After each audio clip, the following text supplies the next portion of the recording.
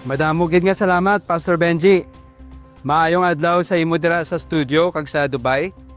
Sa akong pagbalita diri sa Kabisayaan, nasugilano namon ang pila ka alagad sang Dios. Kag nagkadto man kami sa Kabikulan. Kag gusto man nila magpaabot sang ila nga pagpasalamat.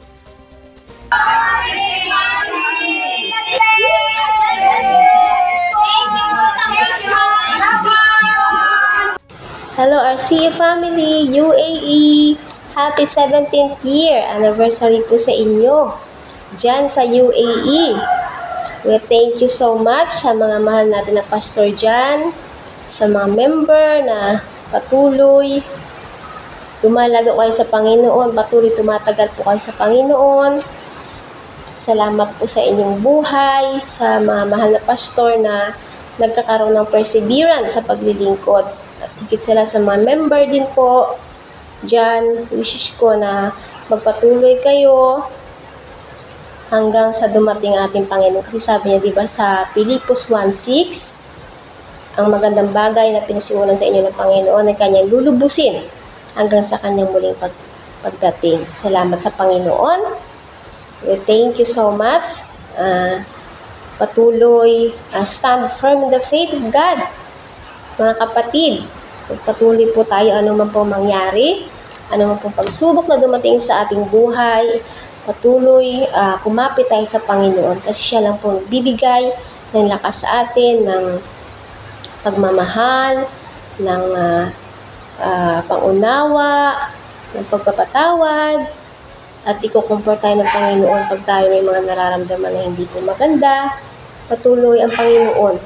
Sabi nga po, diba, si Jesus lang ay sapat na at higit pa pag mayroon tayong Jesus sa buhay.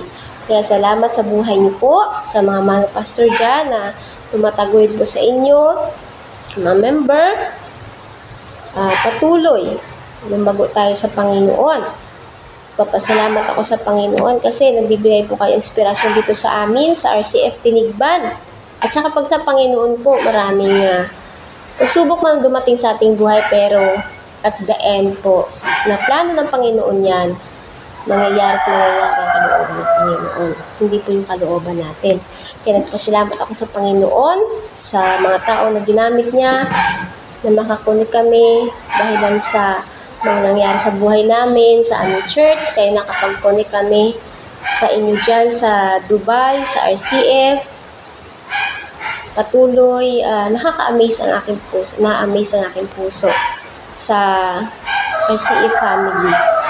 Kayo po nagbibigay inspirasyon sa amin lahat dito na magpatuloy at higit sa lahat.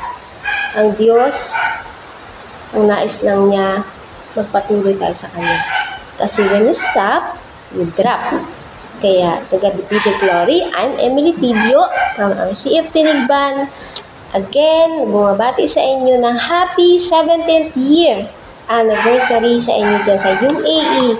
To God be the glory po. God bless you all. Magandang araw po sa mga kapatiran dyan sa RCF UAE. Magandang araw po sa inyo. Ako po si Pastor David Pin Jr. na pastor ngayon sa Biliran Island. Maraming salamat po sa inyo. Yan din ang pagpakilala sa ating mga gawain dito. Bless ng Panginoon ang ating mga gawain. Campus Ministry, ang jail ministry, mga kapatid. May mga gawain pa incoming. Higit sa lahat, ito pong update natin ng Bible School student, kapagkat napaka-importante po na makapag-aral po yung mga lingkod ng Panginoon. Nagkandak po tayo dyan ng Bible School at nakadalawang church na po tayo sa mga kanilang mga manggagawa na naka-graduate. Maraming salamat at ako po humihingi sa inyo ng prayer and support para sa gawain dito. Huwag niyo po kaming alisin sa inyong panalangin. Patuloy niyo po yung panalangin ng gawain ng Balikatan Bible Baptist Church dito sa Biliran na pagpalain ng Panginoon. At din po na ang blessing, sabi po ng Biblia, it is better to give than to receive. Magpapatuloy ang gawain dito kung may mga kapatiran tayo na nanalangin at sumusuporta. At yun din po, pagbati ng Balikatan Bible Baptist Church sa RCF UAE na mga kapatiran, happy, blessed anniversary, 17th year. Pagpalain kayo ng Panginoon at more anniversary to come at blessed na taon pang darating. To God be the glory. God bless you, mga kapatid. Hi RCF UAE brethrens! Ako po si Lovely Rina Mutin o mas kilala sa tawag na Sister Rinrin o Ate Rin from Emmanuel Community Connections of Quezon City. At isang manggagawang misyonera na kasalukuyang naka-assign dito sa Bicol Mission Point. Kasama ko dito ang aking co-worker at isang missionary pastor na si Pastor Nino Malasarte along with his family. Mission exists because worship doesn't. Mayroong pagmimisyon dahil wala ang pagsamba. We are designed to worship our Creator. Ito lamang ang isa sa mga principles ng aming missions team dito sa Naga City, Camarines Sur.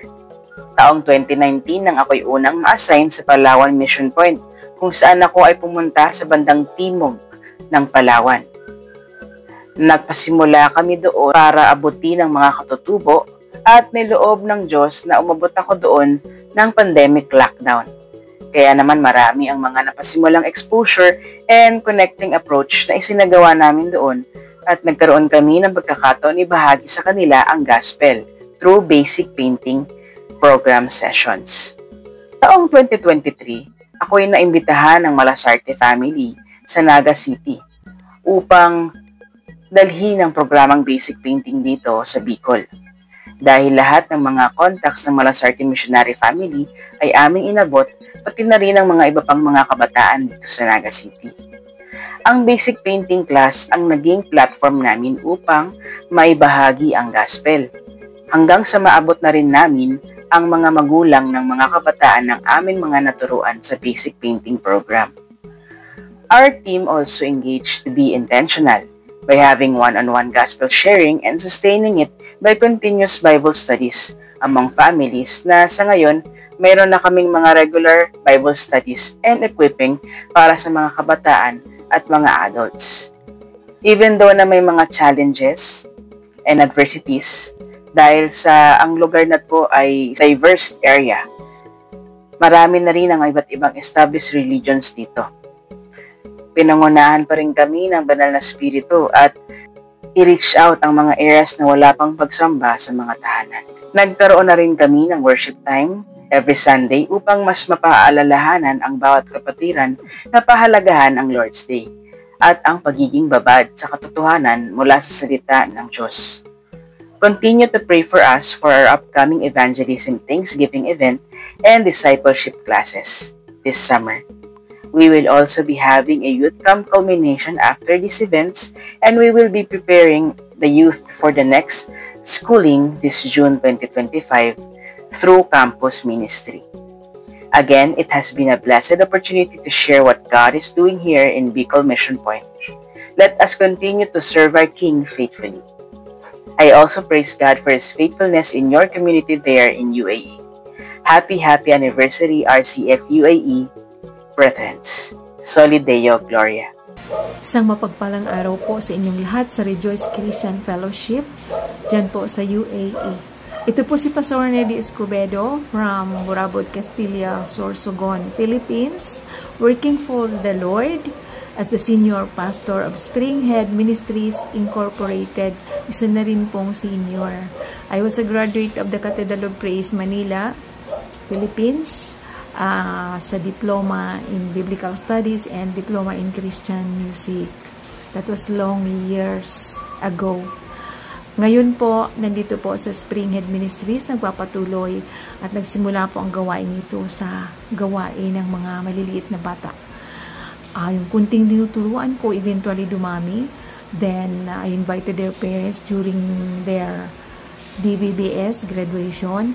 At pagkatapos po noon, by 2011, we had a formal fellowship. Nag-start na po kasi dumadalo yung mga parents, nag-join sa fellowship namin ng mga bata. Pero tuloy-tuloy na rin po yun. Hanggang ngayon, meron pa rin children's ministry tuloy pa rin po at meron na young people, yung mga youth fellowship, meron na pong young adults, kasama po dyan yung mga young professionals. Meron na rin pong women's ministry, but unfortunately, we don't have men's ministry. Bakit? Kasi po may balot, saka yung iba na may mga husband naman, ayaw pang makonvince, ayaw pang sumama sa kanila. Hindi pa naman sila born again. Meron silang pusong bato, matigas. Yun. Kaya tuloy-tuloy pa rin po, meron kaming prayer meetings, regular. Tapos meron kaming early morning prayers, yung intercessory prayer na tinatawag namin. Doon namin sila pinagpipray para sila naman ay makonvince at makonvict ni Lord na masumunod sa Kanya. Sana makasama namin sila sa pananambahan. And up to now po, tuloy pa rin yung mga home visitations and mga home Bible studies, yung outreach ministries. And I want to take this opportunity magpasalamat po sa inyo kasi in the previous noong years na nakaraan, yung nakatulong kayo, you supported me sa mission and ginagamit namin yun sa transportation.